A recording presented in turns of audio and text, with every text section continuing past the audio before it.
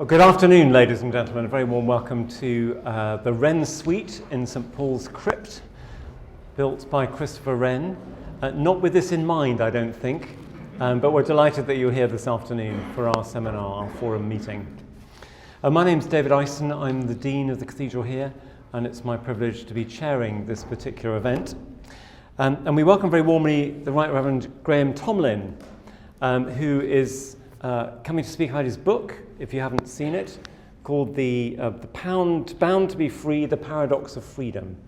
So it's freely available at a price of X. It's one of the paradoxes of the books about freedom.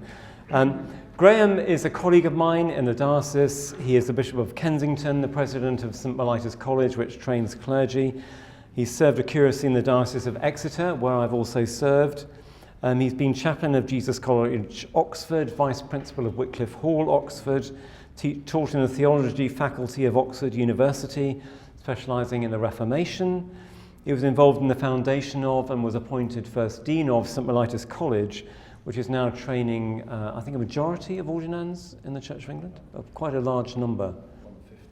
A fifth. Well, that's it's quite a large number for one institution. And became Bishop of Kensington in 2015, very involved in the response to the Grenfell Tower fire of 2017, and got engaged very much in work with local churches and local Christians there, supporting people who went through that experience. He's also a devoted follower of Bristol City and is worrying at the moment because they've got their final match of the season to see whether they're going to end up in the playoffs or not. So our sympathies are with him, but we trust he's turned off his tweet thing that lets him know what the result will be.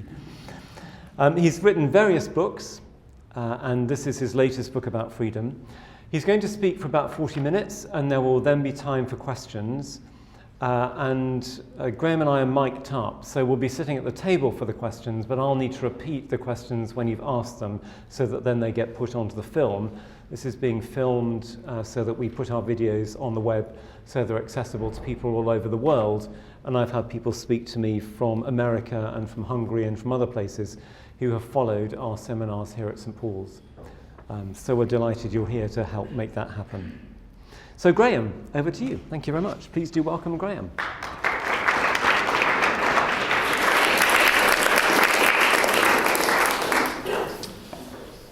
Thank you, David, very much indeed, and it's very good to be with you today. And our theme for this afternoon is freedom. And I guess we all know that there are some things that promise freedom but don't always deliver. I am old enough to remember the day when someone came to me and said, there's this new invention that is going to change our lives. It's going to transform everything. It's called email. And no longer will you have to, when you want to write a letter to someone, get a bit of paper out and write their address and write it all down on paper and put it in an envelope, put a stamp on it and put it in the post box and wait for a week until it arrives somewhere else and then wait for another week until they reply back again. You won't have to do that anymore. You'll just type it out on a screen, press a button, off it'll go, they will do the same, it'll come back straight away. What are we going to do with all the time we've got left? When email comes, we'll be free. I don't know if anybody feels liberated by email. Probably not. Again, I'm old enough to remember the day when someone came and said there's another new invention that's going to transform our lives. They are called mobile phones. No longer will you have to wait at home for a phone call because the phone is wired to the wall with a little wire and you have to wait for the phone call to come in. Now you can go wherever you like and you can phone anybody and they'll have their mobile phone, you'll have yours, and it'll liberate us. Again, anyone feel liberated by their mobile phone? We don't actually feel liberated by it, we feel chained to them all of the time. There's that moment when you go out, I haven't got my phone with me. And we feel somehow sort of captured, enslaved in some ways by the technology. Sometimes it's a bit more serious than that. I don't know if you remember where you were on the 7th of January 2015, or even if you remember what happened on that day. It was the day when a number of gunmen walked into the Charlie Hebdo offices in Paris and shot dead 12 people. And then 4 other Jewish people were killed in a kosher supermarket a little bit later on. And I remember the world reacted with a passion. And there was a big sort of Twitter storm around it with the hashtag Je suis Charlie. And I remember I Twitter a fair bit, and I remember going on Twitter and trying to compose my message to express my kind of horror at what happened in this kind of barbaric attack. And but suddenly I found myself pausing before I pressed the little button that posted my tweet out to the world, because I suddenly found myself slightly conflicted. Because on the one hand, I wanted to express my horror along with everybody else at this terrible thing that had happened, but at the same time, was part of me also said, do I actually want to defend the kind of freedom that the authors and writers and cartoonists at Charlie Hebdo wanted to espouse? In other words, the freedom to insult, to denigrate a whole group of people around the world, Muslims who had a great veneration for the Prophet Muhammad. Do I want to celebrate that kind of freedom either? That kind of freedom to offend, to insult, to belittle other people and their convictions was not something I particularly wanted to defend either. So we are conflicted about this idea of freedom, and yet it is a hugely valued thing in the modern world. You can tell what a culture values by what it goes to war over. In the 17th century, we fought our wars over religion. In the 19th century, we tended to fight our wars over empire. In the 20th and the 21st century, we fought our wars over freedom.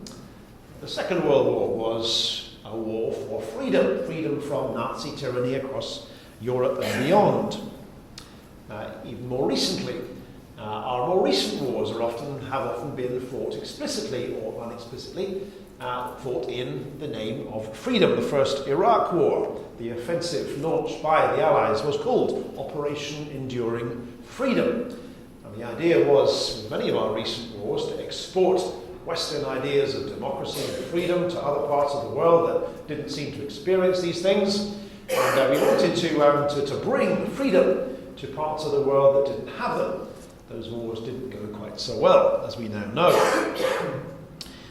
But all of this reflection on freedom, particularly our common value of freedom in the Western world, the way in which we value it so much. If you're a politician, you want to kind of show that you are worth voting for by saying you're extending freedom to people. And freedom is almost universally seen as a good thing. And anyone restricting freedom seems to be saying that seems to be not a good thing.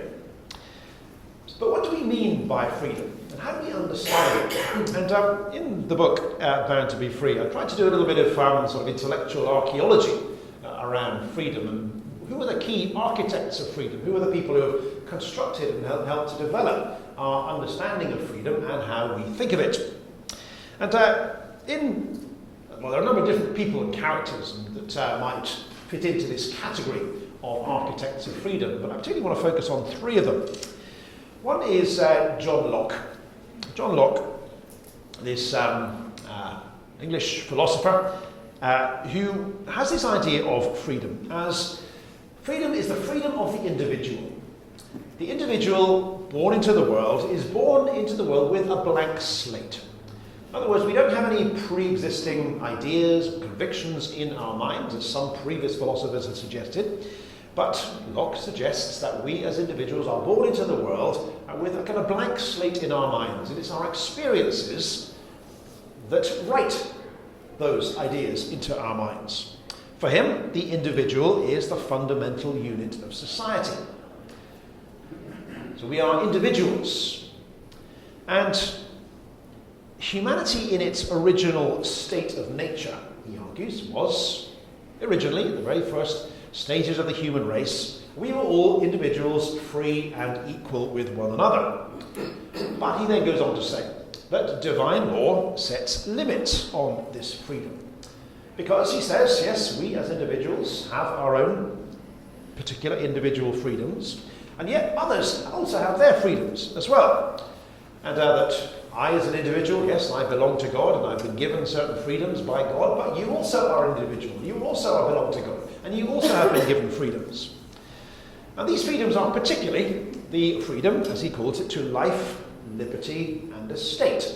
So we have a freedom for life, we have a freedom not to have life taken away from us, we have a freedom of liberty, freedom to act and to perform and to choose as we wish, but also freedom of estate, freedom to possess property and land. And so he says that this basic divine law, this kind of structure of the universe, gives and safeguards individual human rights to these things, rights to life, liberty, and estate. But because we are not sole individuals, because we have to live together in society, there are limits on our use of these rights. And so he argues that societies and governments in particular arise as we emerge from that original primeval state of nature to form communities that want to live together well. And so he recognises that if we all have unfettered use of our rights to life, liberty, and estate, we do exactly what we want, we would start infringing upon each other's rights. And therefore this divine law sets some limits on the use of our freedoms. And this is what he calls the social contract. Locke is one of a number of authors of the social contract, where our natural state of freedom is sacrificed for a broader sense of order within society. And so government sets limits on our freedom. He talks about freedom in everything which the rule of law does not prescribe. So for Locke, freedom is the preservation of a kind of private space for freedom around each one of us, in which we as individuals are at liberty to use and just dispose of our goods and our property and our time and so on, bounded by laws that restrict our total freedom and preserve private liberties from the intrusion of others.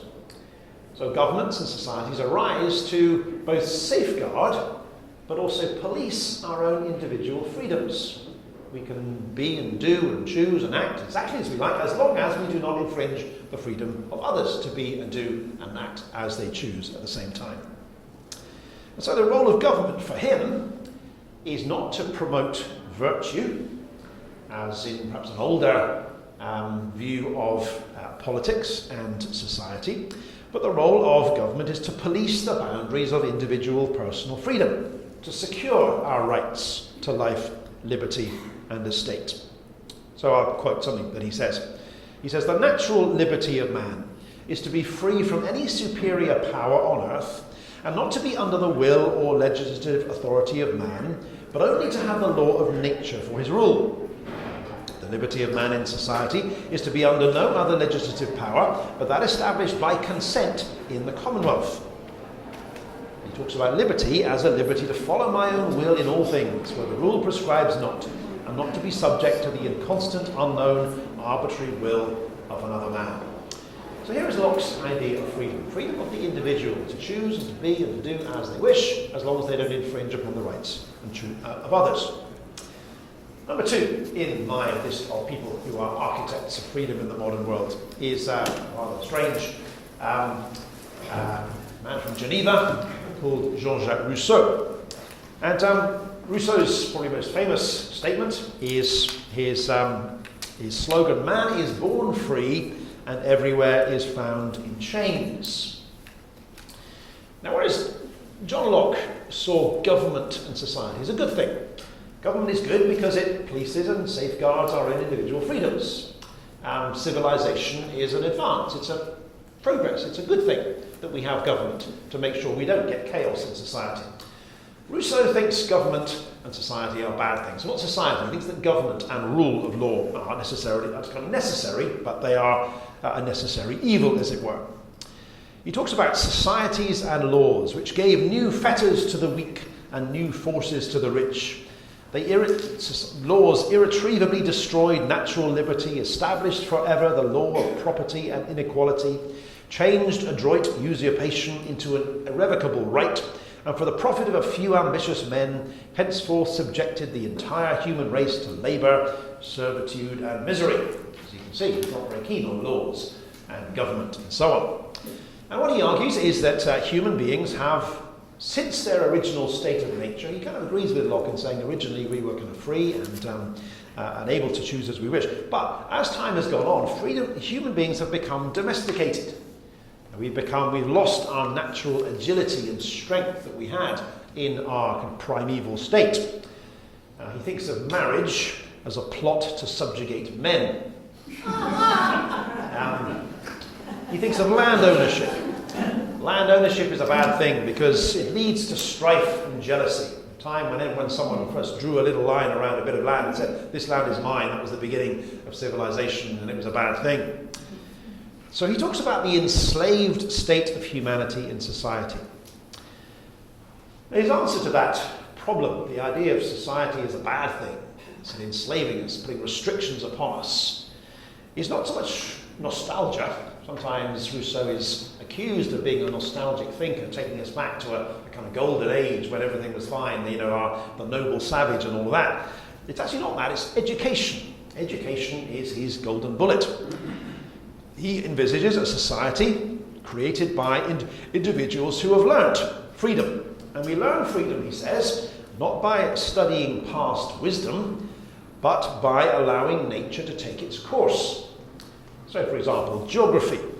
You learn geography not by studying books on geography, or a child learns in school, not by studying books in a classroom, by letting the child wander free in the fields, getting lost and finding their way home. Freedom is found by casting off custom and social expectations. One of his most influential works was a little work called Emile, or On Education, where he envisages a young boy being educated. And in this he writes along these lines, he says, nature provides for the child's growth in her own fashion, and this should never be thwarted. Do not make him sit still when he wants to run about, nor run when he wants to be quiet. If we did not spoil our children's wills by our blunders, their desires would be free from caprice. Let them run, jump, and shout to their heart's content. And you wonder whether he ever had toddlers, children at all, right, to look after them. In fact, actually, he doesn't have a very good record with his own children. We tended to kind of send away to be looked after by other people rather than allowing them in his own house. And maybe that's a little, an episode of how slightly unrealistic his view of childhood is. Anyway, this is Rousseau's idea. Now, the third person I want to reference in terms of our contemporary ideas of freedom is, again, a 19th century, again, British philosopher, John Stuart Mill, with his famous book on liberty. And in that work, he champions individual freedoms, particularly freedoms of expression. He says the free development of individuality is one of the leading essentials of well-being. For him, the only reason to interfere with another person's liberty is to protect them from physical harm. And so this is Mill's famous principle of harm. The only reason why we should intervene to stop someone doing what they want to do is if they're going to harm themselves or if they're going to harm someone else. He talks about freedom as a liberty of tastes and pursuits, doing as we like without impediment from our fellow creatures, so long as what we do does not harm them. He is the champion of nonconformity. He says there's no grounds for silencing another person's opinion in society, even if that were the only person in the entire society to hold that opinion. We should never infringe upon freedom of speech unless that causes harm to someone else. For him, innovation that comes from free thinking is what develops a society. Innovation happens by encouraging spontaneous individuality, originality, and expression. And so where the individual is concerned, society has no right at all to intervene except according to the principle of harm, when a person is going to harm themselves or harm someone else. We can limit personal freedom only where society is threatened. Liberty consists, he says, in doing what one desires. So there we have three key figures, key thinkers who have shaped our view of freedom. If I can summarize them. Locke has this idea of freedom as personal space for action. Each one of us has, if you like, a personal space around us, governed by the state, that polices the boundaries between us, and views the state and government as the guardian of personal freedom. I am free to do what I like with my possessions, as long as I'm mindful of the needs of others. Rousseau's idea is the idea of freedom as some kind of return to a natural state, throwing off custom and convention, and the restrictions that society brings. The idea that the natural is good is an idea that really comes from Rousseau. Next time you go to the supermarket and you look around at your shampoo and it tells you that the shampoo is natural, or the breakfast cereal was natural. Maybe the reason why he uses those words is because of Jean-Jacques Rousseau. And then Mill, the idea of freedom of expression, freedom of speech, originality, individuality, the importance of thinking for yourself.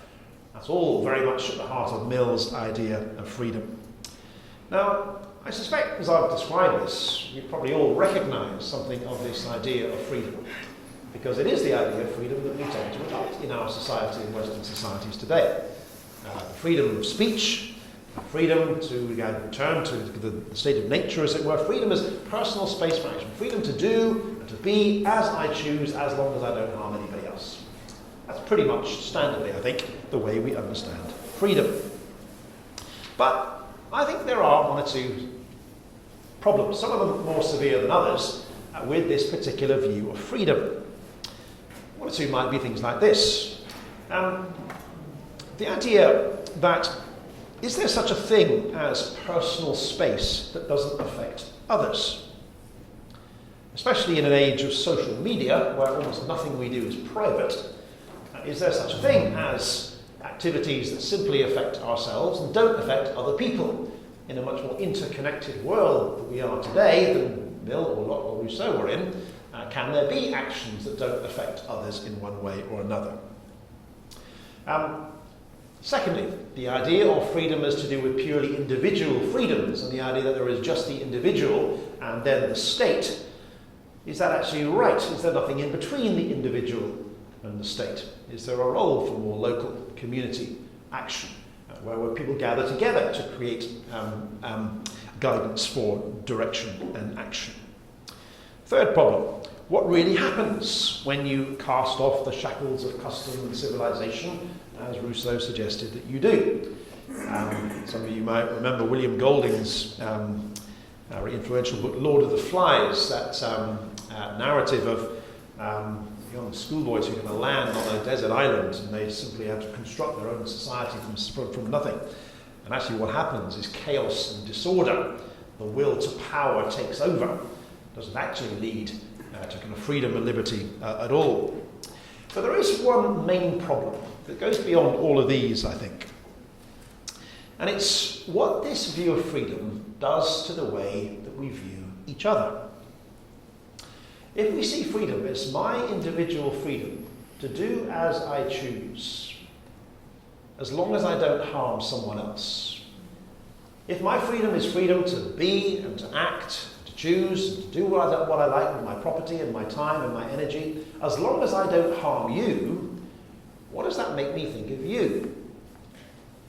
Well, what it does, I suggest, is it makes me think of you as, at best, a limitation, or at worst, a threat to my freedom. It makes us view one another not so much as a gift, but as a limitation or a threat. I might want to do all kinds of things that I want to do, but you might not want me to do those things.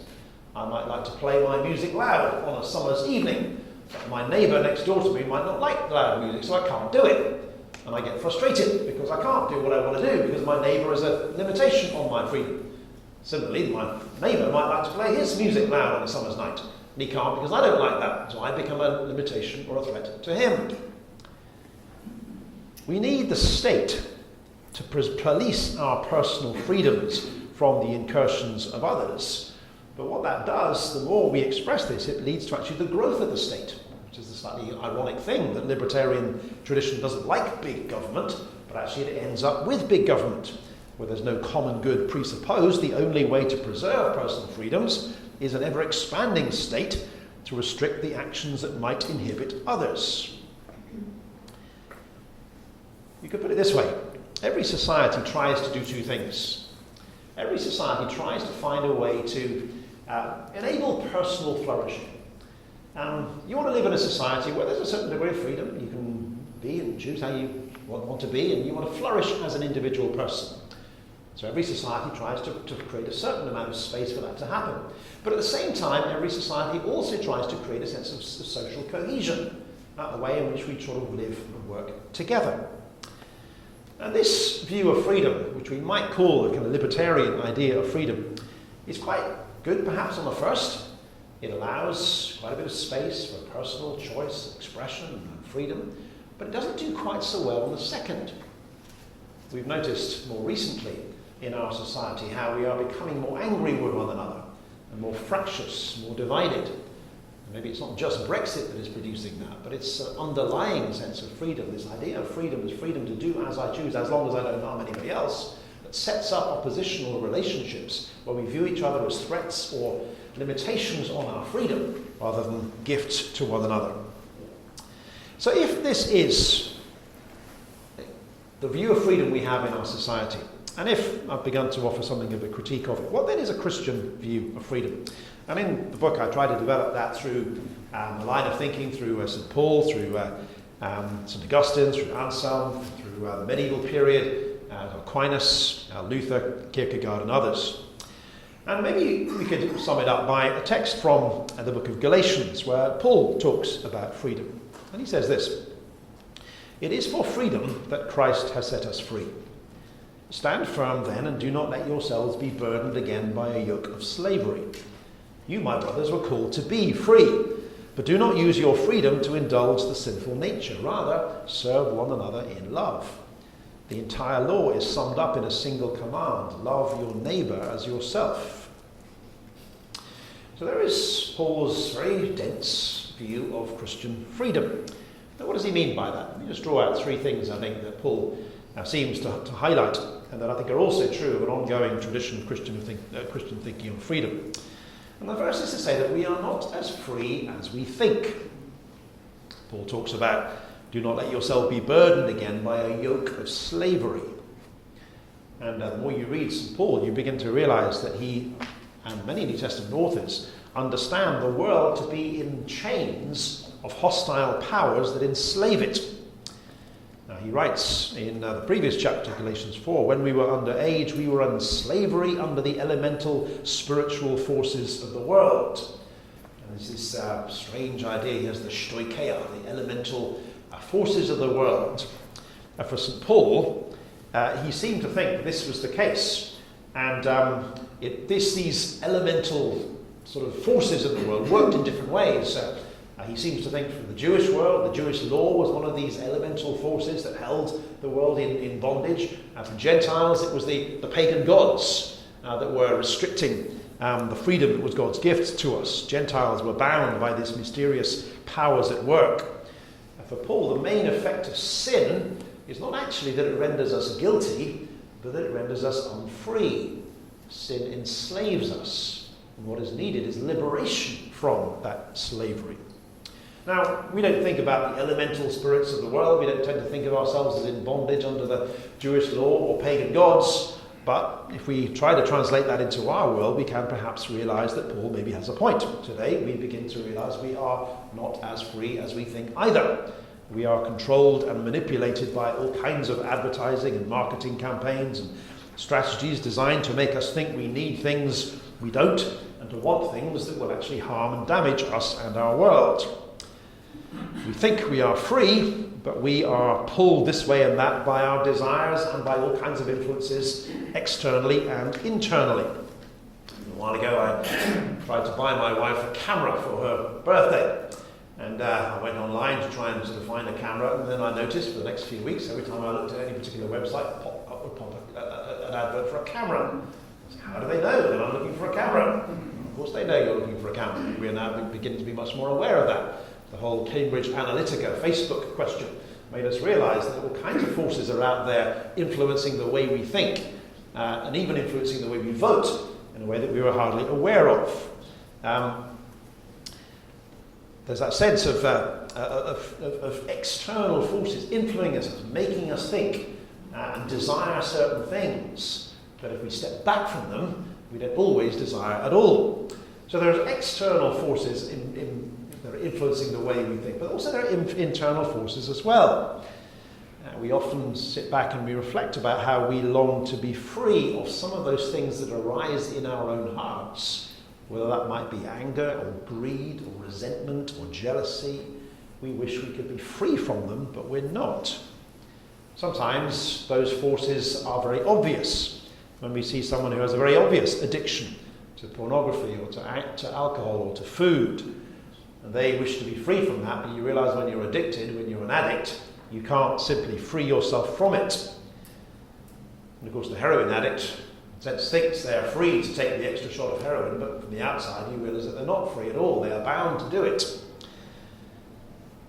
In a sense, what Paul's diagnosis of the human condition is that all of us, in one sense, are addicts, not necessarily to obvious things like pornography or alcohol or so on, but we're addicts to jealousy, we're addicts to envy, and we're addicts to resentment, and we're addicts to whatever those things are that arise in our hearts that we wish we could somehow be free from, but we're not. The libertarian tradition says we are free to do what we want, but so often what we want is precisely the problem, because what we want is the very thing that will destroy us, and increasingly we realise will destroy our planet as well. So that's the first thing that seems to me about a Christian idea of freedom, that we are not as free as we think we are. Second thing that a Christian view of freedom tells us is that Christ sets us free. As Paul says, it is for freedom that Christ has set us free. And that in some way he understands that in the incarnation, the death and the resurrection of Jesus Christ, God has taken on the powers that enslave the human race and has defeated them. And therefore, as a result, he proclaims that Jews are no longer bound to follow the Jewish law, and the Gentiles are now freed from these mysterious powers that are now broken. The Christian gospel for him is a declaration of freedom. That the Christian is someone who is forgiven, ransomed, free from all that enslaves him or her. We might interpret that in all kinds of different ways. We might particularly interpret it as freedom from shame, freedom from that sense of a burdened conscience of what we have done or been, or decisions we have made that we wish we had not made. Freedom from shame, but also freedom from fear.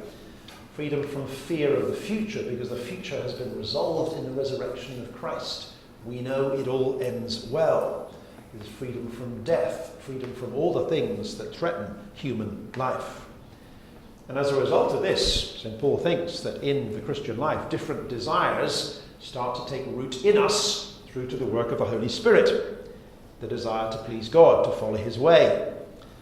And this begins to help us to see a different Christian vision of freedom. That freedom is actually freedom not to do what I want. When what I want is what will actually destroy me, or my relationships, or my family, or my community, or my planet.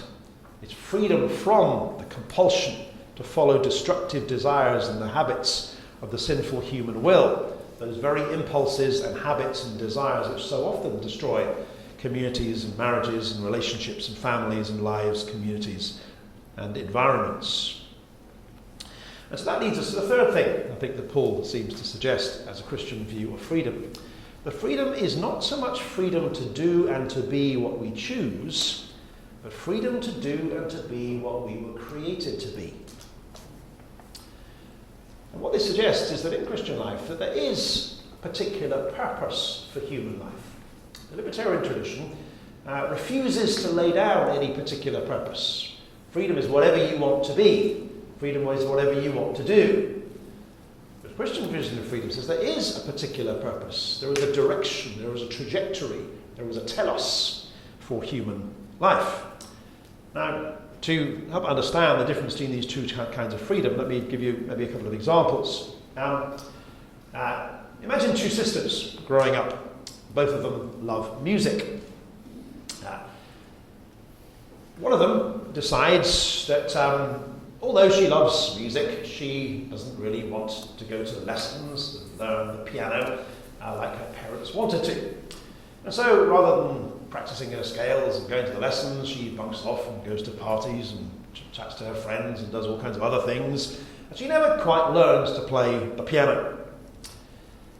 Her other sister, on the other hand, also loves music, But she decides not to go to the parties and not to go to everything else. And she spends a lot of time learning her scales and learning to play the piano. She does the lessons. She practices hard.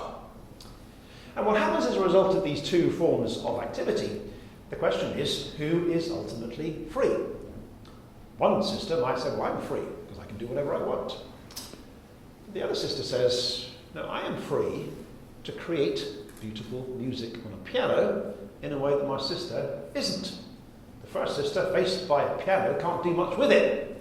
She's not free to create anything of any great beauty.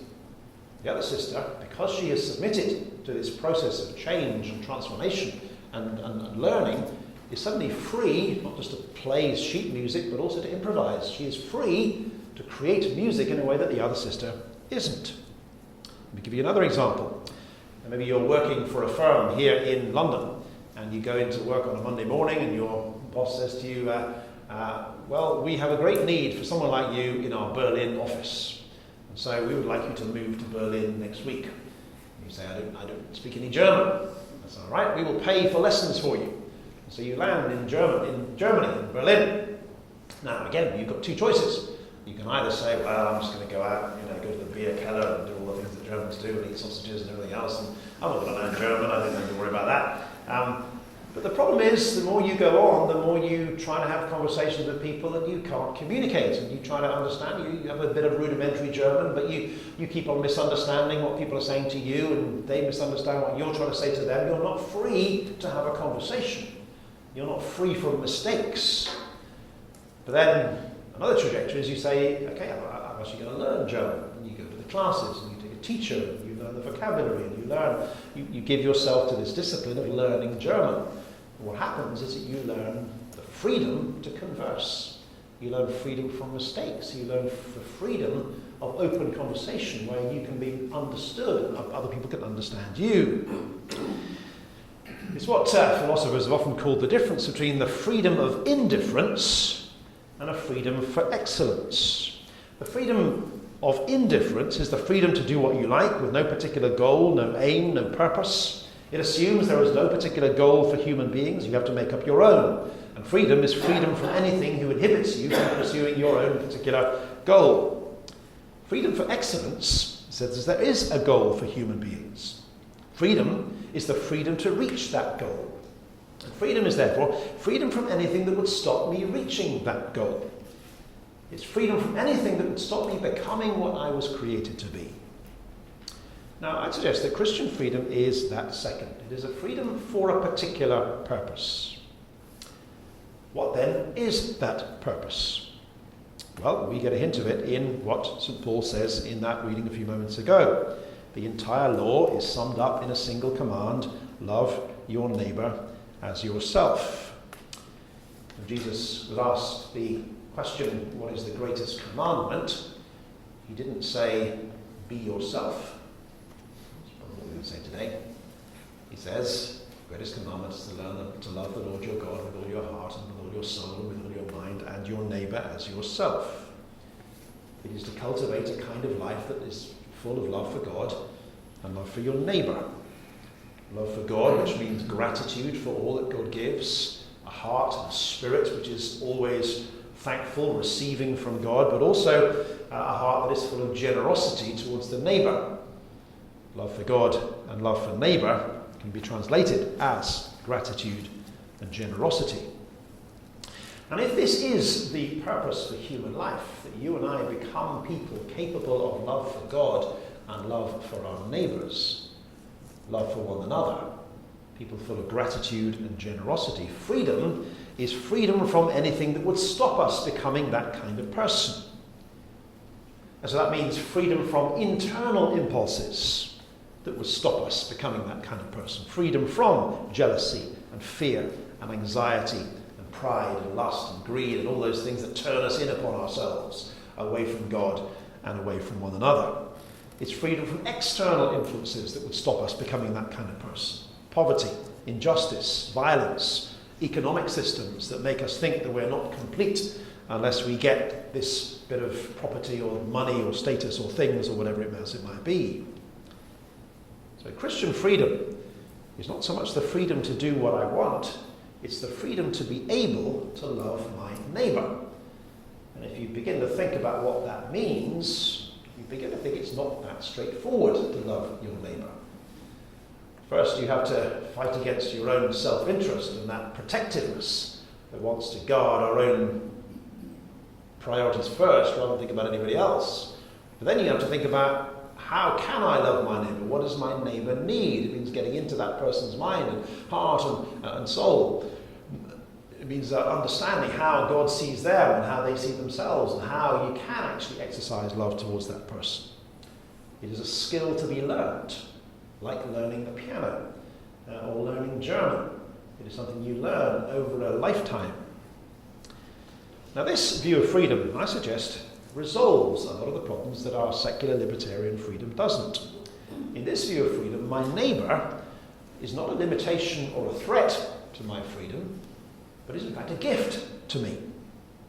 There's someone without whom I cannot become all I am meant to be. If I am meant to become someone capable of love for my neighbour, putting it bluntly, I need someone to practice on. I need you, and you need me. We cannot become people of love for the neighbour without a neighbour to love.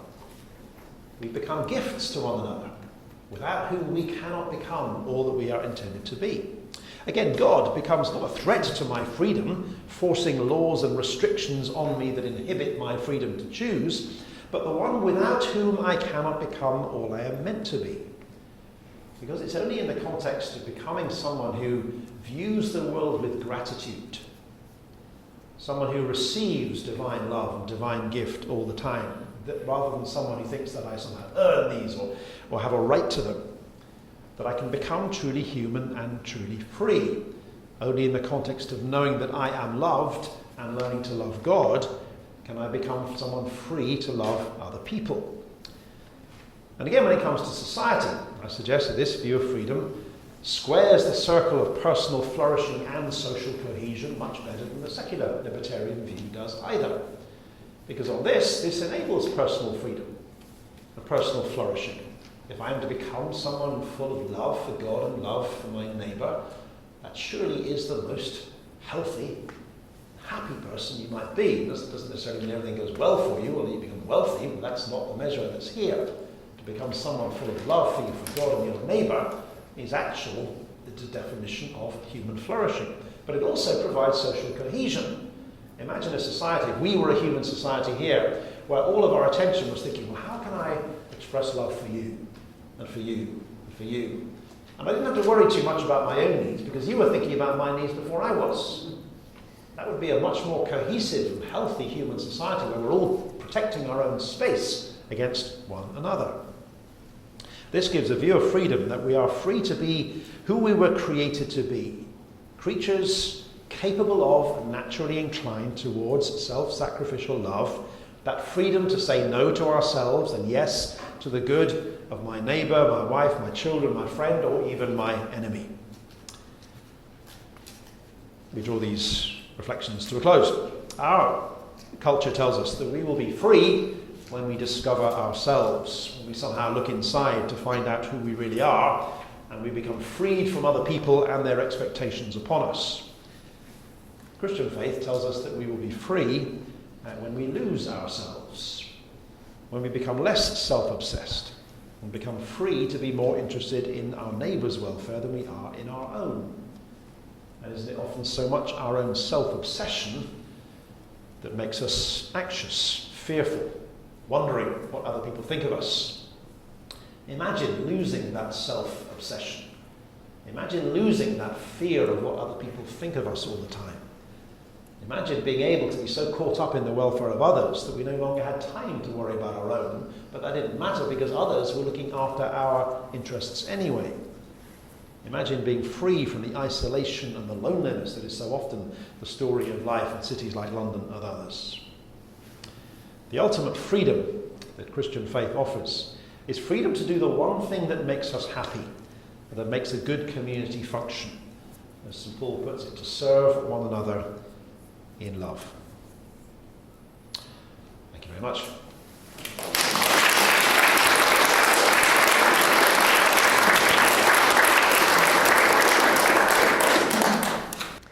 Thank you, Graham, very much indeed. We've got about a quarter of an hour.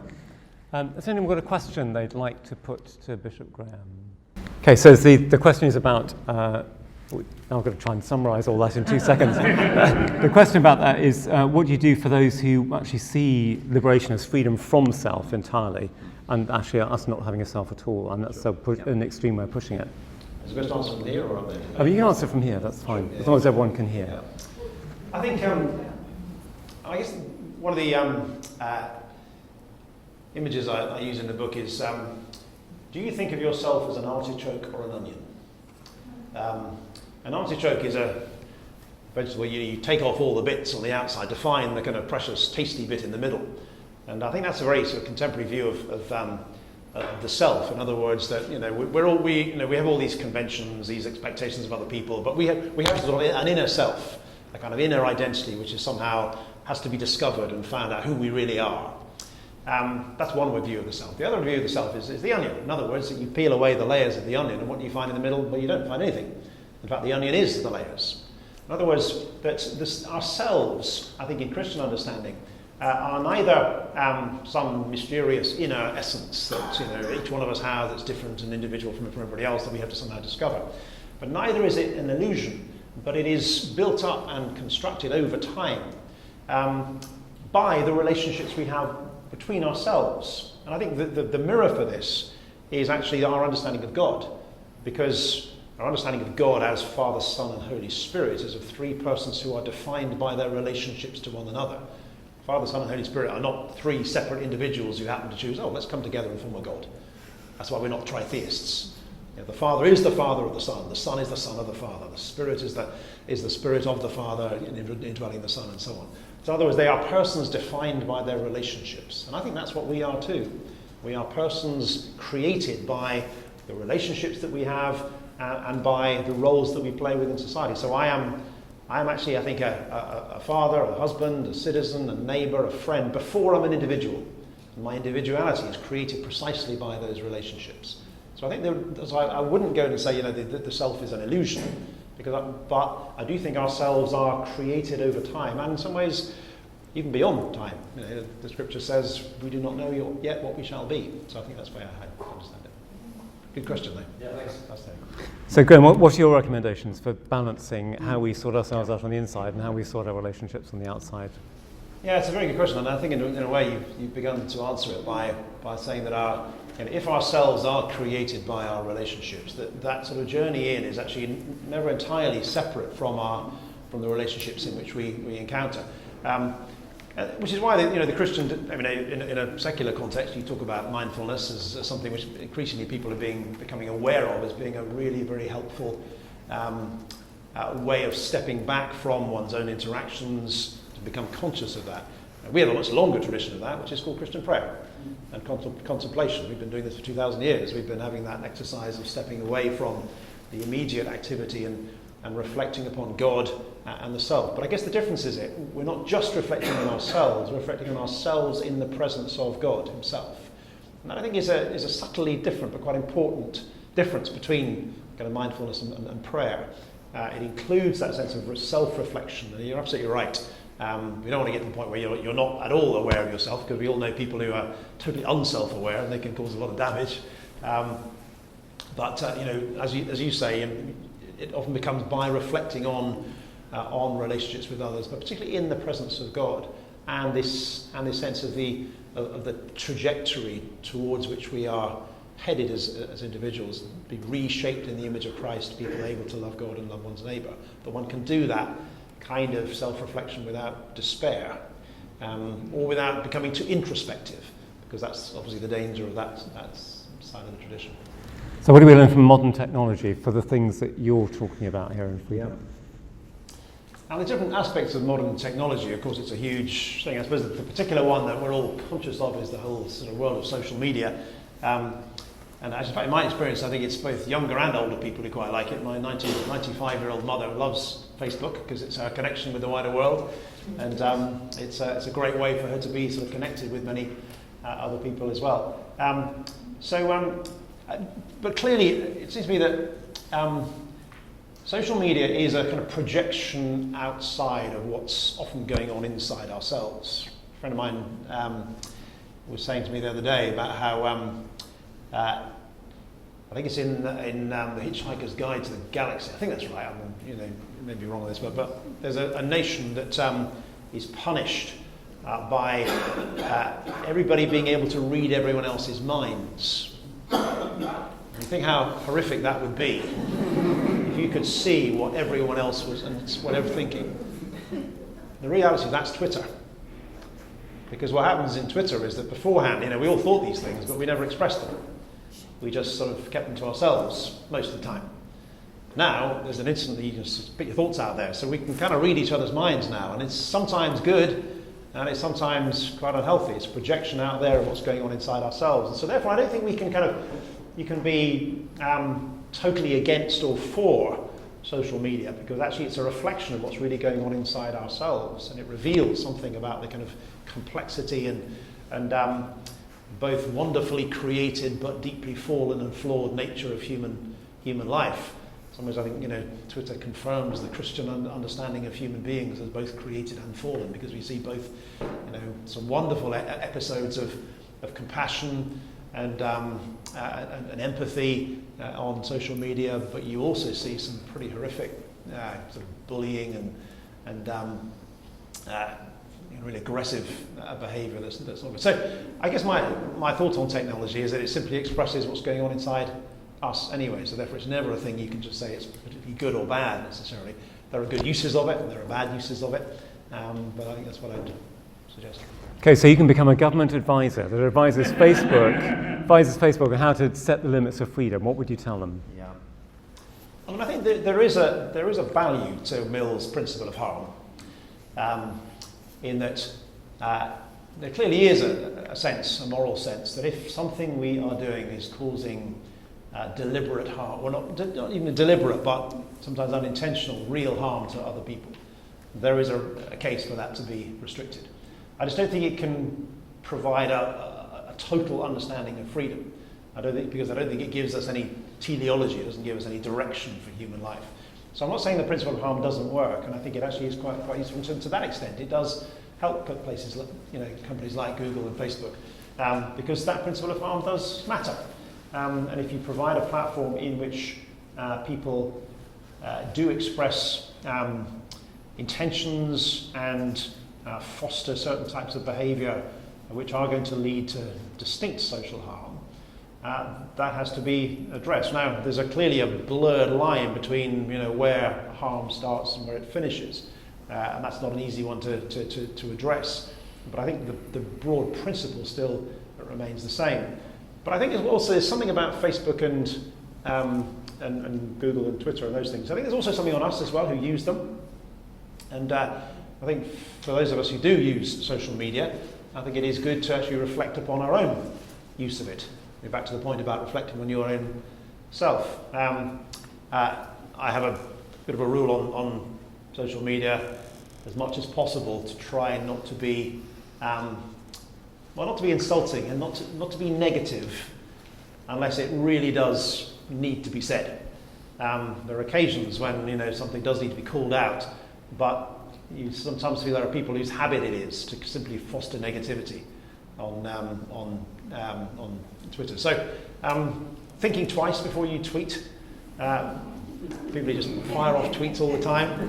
I'm often conscious that when I'm going to say something a little bit controversial, I'll sleep on it for a night and try and sort of think, is this the right thing to say? Just let the emotion sort of drain. You want to fire off something to say it's something's terrible or something's acted very badly. So I think we can both direct it to the companies, but also we have to do that self-monitoring as to how we use it too. Okay, thank you. So that's a question using Nigeria, particularly as an example, and the United States, but about how do we relate Christian faith and freedom to the political world around us and the realities of that freedom or lack of it?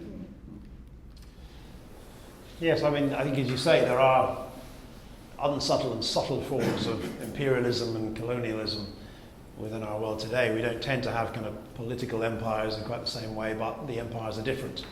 They're empires of influence, they're empires of, back to our previous question, empires not necessarily of states, but of vast companies that influence people's behaviour, but are not necessarily accountable in quite the same way that governments are. And I think the kind of colonial background and that sense of nations appealing to an idea of freedom. And I think, to be honest, I think all three of the characters I was thinking about, Locke and Mill and Rousseau, are reacting to a sort of they're in an imperialist world. That world from the sort of 17th to the 19th century was the period of the great empires. They were the period of dominant governments and dominant church even. And they were arguing for liberty from that sense of a very controlling state. And that's where I think an idea that I think Isaiah Berlin particularly kind of focuses upon, this distinction between freedom from and freedom for, becomes quite crucial. They were largely thinking about freedom from, in the sense of freedom from restriction, freedom from the impulses of others, freedom from imperialism, whether in the past or empires or American imperialism today or whatever it might be. But the big question, I think, is what is the freedom for? And I'm not sure they really had an answer to that question. And that's where I think Christian faith does give us an answer to that question, what freedom is for. But then translating that into political life, I think it means recovering a little bit of that sense of, which the Greeks had, of government not just being about the policing of individual freedoms, but in some way cultivating virtue. What are the institutions that cultivate virtue in our society? Now, that may not be the role of government, but it may be the role of government to enable those institutions that are there to cultivate virtue. And things like religions, but other kind of institutions within our society do have that explicit thing about cultivating virtue, cultivating the kind of life that breeds a good, healthy human life. And I think that's what we need to do more of. Thank you very much. I'm sorry to disappoint those of you who've not had the opportunity to ask your question. But if you're free to do so, and the bishop is free afterwards, do come and have a chat to him with your question too. Graham, thank you very much indeed for your very stimulating input and thought. And if you want to know more of the detail of what Graham's arguments are, you'll find them in this book. It's work in progress, Graham tells me. He's working on his next set of thoughts about this, so do follow him on Twitter or anywhere else you'd like to do so. Because we're very lucky to have him as one of the key people who, as a bishop in the Church of England, is nonetheless very much engaged in educational and thoughtful life. There is the opportunity to buy the book afterwards, so please do come and do that.